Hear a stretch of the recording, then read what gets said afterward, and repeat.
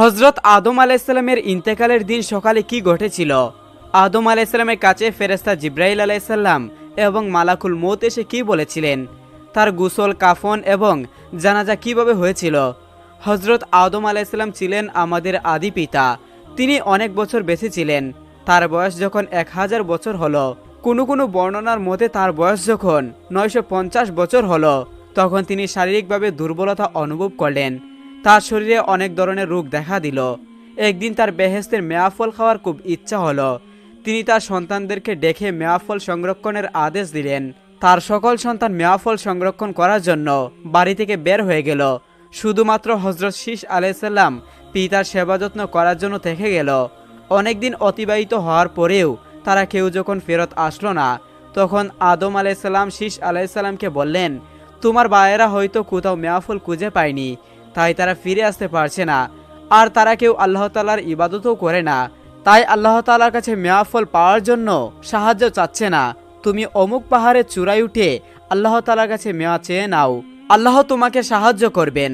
তখন শীষ আলাইসাল্লাম বলেন, নিশ্চয়ই আল্লাহ তাআলার দরবারে আমার চেয়ে আপনার মর্যাদা অনেক বেশি। তাহলে আপনি আল্লাহর কাছে মেয়া প্রার্থনা করলে অবশ্যই তিনি তা কবুল করবেন। আদম আলাইসাল্লাম বললেন, আমি বেহেশতে থাকার সময় আল্লাহ তাআলার আদেশ না শুনে গন্দম খেয়ে অনেক বড় পাপ করেছি, যার জন্য আমি অনেক বেশি লজ্জিত বোধ করছি। তাই আমি আমার নিজের জন্য কিভাবে আল্লাহ তাআলার কাছে মেয়াফল চাইব?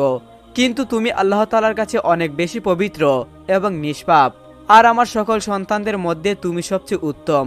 নিশ্চয়ই আল্লাহ তাআলা তোমার চাওয়া পূর্ণ করবেন। তখন শীষ আলাইসাল্লাম তার পিতার দেওয়া বর্ণিত পাহাড়ের চূড়ায় গিয়ে উক্ত মেয়াফলের জন্য প্রার্থনা শুরু করলেন। আল্লাহ তাআলা তার প্রার্থনা কবুল করে নিলেন। হজরত জিব্রাইল আলাইসাল্লামকে নির্দেশ দিলেন যেন তিনি বেহেশতের সর্ব উত্তম নিয়ামতকে সোনার খাঁচায় ভরে জুরি খচিত ডাকনা দিয়ে ডেকে সবচেয়ে রূপসী হুরের মাথায় তুলে তাকে আদমের কাছে পাঠিয়ে দাও। আদম আলাইসাল্লামের শরীর দিন দিন আরো বেশি দুর্বল হয়ে যাচ্ছিল। তার জীবনের শেষ সময় এসে গিয়েছিল। একদিন তিনি তার সর্ব উত্তম পুত্র শীষ আলাইসাল্লামকে ডেকে বললেন, হে আমার পুত্র, মনে হয় খুব শীঘ্রই আমি পৃথিবী থেকে বিদায় নিব।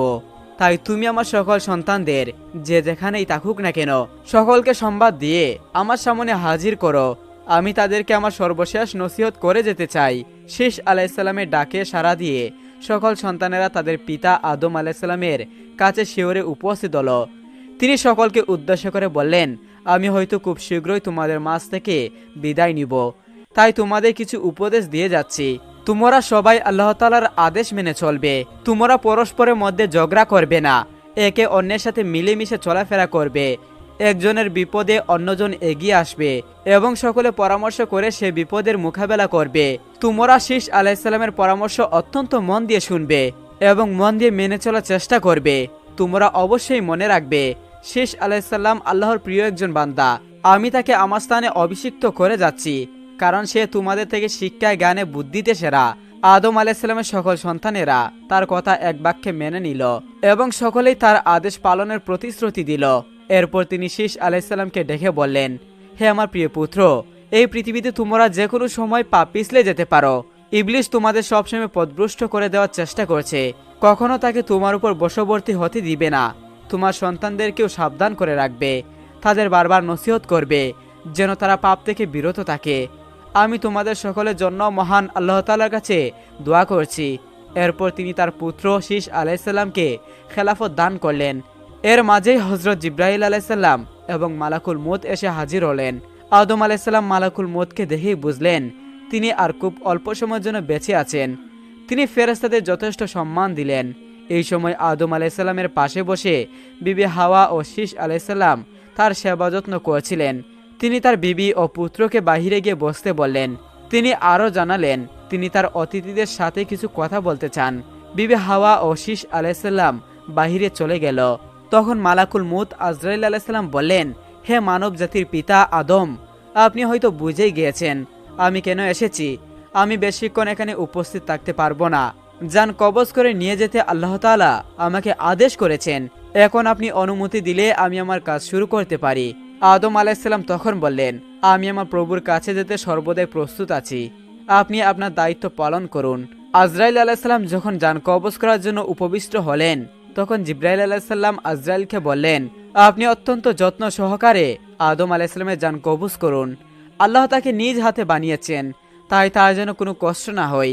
আজরাইল আলাইহিসসালাম যত্ন সহকারে জান কবজ করলেন। আদম আলাইহিসসালাম ধীরে সহজেই মৃত্যুর কুলে ডলে পড়লেন। তিনি চিরনিদ্রায় শায়িত হলেন এবং তার মহান প্রভু আল্লাহ তাআলার কাছে চলে গেলেন। ইন্না লিল্লাহি ওয়া ইন্না ইলাইহি রাজিউন। সেই দিন ছিল শুক্রবার। আদম আলাইহিসসালামের মৃত্যুতে তার 40,000 বংশধর সকলেই শোকাহত হয়ে পড়লেন, কেননা এই মৃত্যুর পূর্বে শুধু হাবিলের মৃত্যু তারা দেখেছিল। তারপর আবার অনেকে সেই মৃত্যু দেখেনি, তখন অনেকেই জন্ম হয়নি। আর হাবিলের মৃত্যু হয়েছিল কাবিলের হাতে, তা সকলের আড়ালে। আর আদম আলাইহিসসালামের মৃত্যু হয়েছে সকলের চোখের সামনেই। এত মানুষ একসাথে সুখাবিত হয়ে উঠলেন, তাদের সাথে যেন আকাশ বাতাসেরও সুখে ছায়া নেমে এলো। বিবি হাওয়া আলাইহিসসালামের বিলাপ্রত কান্নাতে ফেরেশতাদেরকেও বিস্মিত করে তুলল। তিনি বিলাপ্রত কণ্ঠে বলতে থাকলেন, হে আমার প্রিয়, আমি আপনার সাথে বেহেশতে একসাথে ছিলাম, সেভাবে দুনিয়াতে সুখে দুঃখে একসাথে ছিলাম।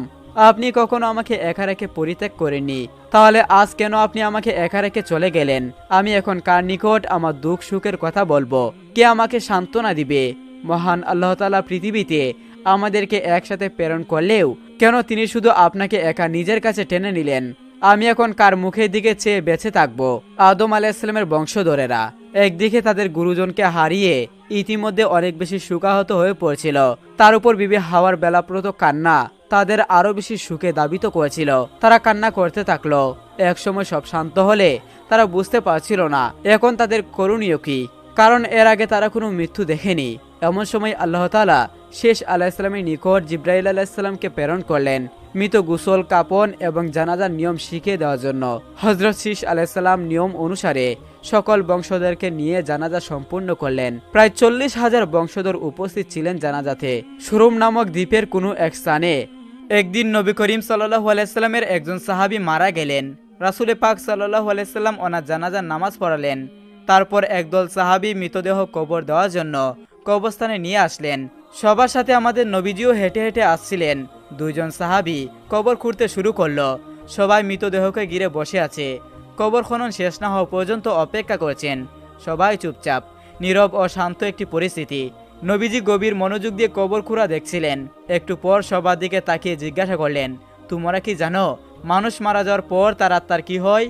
সবাই খুব আগ্রহ নিয়ে নবীজিকে বললেন, ইয়া রাসূলুল্লাহ, আমাদেরকে বলুন। নবীজি একটু চুপ করে থাকলেন। সবাই ওনার কাছে এসে ঘিরে বসলেন। মৃত্যুর পর আত্মার কি হয় এই তথ্য তাদের জানা ছিল না। আজ সেটা নবীজির মুখে শুনবেন। কত বড় সৌভাগ্য! শোনার জন্য সবাই অধীর আগ্রহে নবীজির কাছে এসে বসলেন। তিনি একবার কবরের দিকে তাকিয়ে মাথাটা তুলে আকাশের দিকে তাকালেন। তারপর তিনি গল্পের মতো বলতে শুরু করলেন, শুনো, যখন মানুষ একেবারে মৃত্যু সজ্জায় তখন সে মৃত্যুর ফেরেশতাকে দেখে ভয় পেয়ে যায়, কিন্তু যে বিশ্বাসী ও ভালো মানুষ তাকে মৃত্যুর ফেরেশতা হাসি মুখে সালাম দেয়, তাকে অভয় দেন এবং মাথার পাশে এসে ধীরে ও যত্ন করে বসেন। তারপর মৃত্যুসজ্জায় মানুষটির দিকে তাকিয়ে বলেন, হে পবিত্র আত্মা, তুমি তোমার পালনকর্তার ক্ষমা ও ভালোবাসা গ্রহণ করো এবং এই দেহ থেকে বের হয়ে আসো। মুমিনের আত্মা যখন বের হয়ে আসে তখন সে কোনো রকম ব্যথা ও বেদনা অনুভব করে না। নবীজি সাল্লাল্লাহু আলাইহি সাল্লাম আরও একটু ভালো করে উদাহরণ দিয়ে বললেন, মনে করো একটি পানির জগ কানায় কানায় পূর্ণ হয়ে যাওয়ার পর উপর থেকে এক ফোঁটা পানি যেমন নিস্তব্ধে উপর থেকে নিচে আসে, ঠিক তেমনি নীরব ও কষ্ট ছাড়াই আত্মাটি তার দেহ থেকে বের হয়ে আসে। সেই সময় দুজন ফেরেশতা বেহেশত থেকে খুব সুগন্ধি মাখানো একটা নরম সুতার চাদর নিয়ে আসে এবং তারা আত্মাটিকে সেই চাদরে আবৃত করে আকাশের দিকে নিয়ে যান। তারা যখন আকাশে পৌঁছান তখন অন্য ফেরেশতারা সেই আত্মাটিকে দেখার জন্য এগিয়ে আসেন। কাছে এসে সবাই বলেন, সুবহানাল্লাহ, কত সুন্দর আত্মা, কি সুন্দর তার ঘ্রাণ। তারপর সবাই জানতে চায় এই আত্মাটি কার? উত্তরে আত্মা বহনকারী ফেরেশতা বলেন, উনি ফুলান ইবনে ফুলান, অর্থাৎ অমুকর সন্তান অমুক। বাকি ফেরেশতাগণ তখন আত্মাটিকে সালাম দেয়। তারপর আবার জিজ্ঞাসা করেন, উনি কি করেছেন? ওনার আত্মা এত সুঘ্রাণ কেন? আত্মা বহনকারী ফেরেশতাগণ তখন বলেন, আমরা শুনেছি মানুষ নিচে বলাবলি করছে, উনি একজন ভালো মানুষ ছিল, আল্লাহর ভালো বান্দা ছিল, অনেক দয়ালু, মানুষের অনেক উপকার করেছে। এতটুকু বলার পর নবীজি একটু থামলেন। তারপর সবার দিকে ভালো করে দৃষ্টি দিলেন। ওনার কণ্ঠটা একটু বাড়িয়ে বললেন, এই কারণেই বলছি, সাবধান, তোমরা কিন্তু মানুষের সাথে কখনো খারাপ ব্যবহার করবে না। তুমি মারা যাওয়ার পর মানুষ তোমার সম্পর্কে যা বলবে, এই আত্মা বহনকারী ফেরেশতারাও আকাশে ঠিক একই কথা অন্যদেরকে বলবে। এই কথা বলে তিনি আবার একটু চুপ করলেন, কবরটা দিকে দৃষ্টি দিলেন, আবার বলতে শুরু করলেন, এই সময় মানুষ যখন পৃথিবীতে মৃতদেহকে কবর দেওয়ার জন্য গোসল দিয়ে প্রস্তুত করবে, তখন আল্লাহ রাব্বুল আলামিন আত্মা বহনকারী ফেরেশতাকে বলবে, যাও এখন তোমরা আবার সেই আত্মাটিকে তার শরীরে দিয়ে আসো। মানুষকে আমি মাটি থেকে বানিয়েছি, মাটির দেহই তার আত্মাকে আবার রেখে আসো। সময় হলে তাকে আমি আবার পুনরায় জীবিত করব।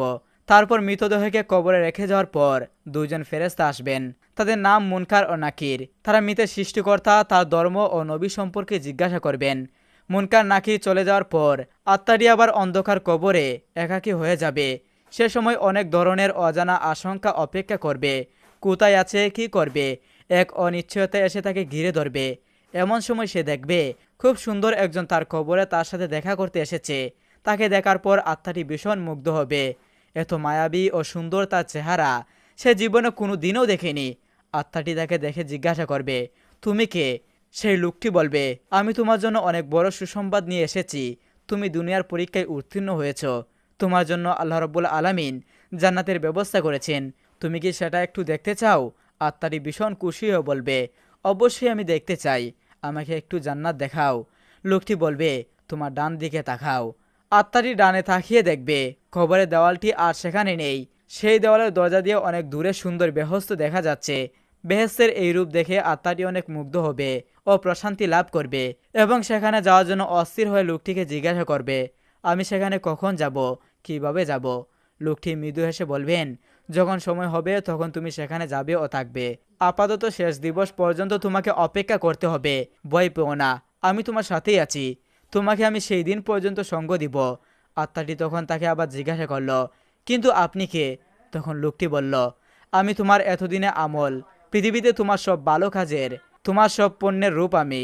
আজ তুমি আমাকে একজন সঙ্গীর মতো করে দেখছো। আমাকে আল্লাহ রাব্বুল আলামিন তোমাকে সঙ্গ দেওয়ার জন্য এখানে পাঠিয়েছেন। এই কথা বলে লোকটি আত্মার উপর যত্ন করে হাত বুলিয়ে দিবেন এবং বলবেন, হে পবিত্র আত্মা, তুমি এখন শান্তিতে ঘুমাও, নিশ্চিন্তে বিশ্রাম নাও। একথা বলার পর আত্মাটি এক নজরে বেহেশতের দিকে তাকিয়ে থাকবে এবং একসময় এই তাকানো অবস্থায় গভীর প্রশান্তিতে ঘুমিয়ে পড়বে। নবীজি একটু বলে আবার একটু থামলেন। সাহাবীরা তখন গায়ের কাপড় দিয়ে ভেজা চোখ মুছলেন।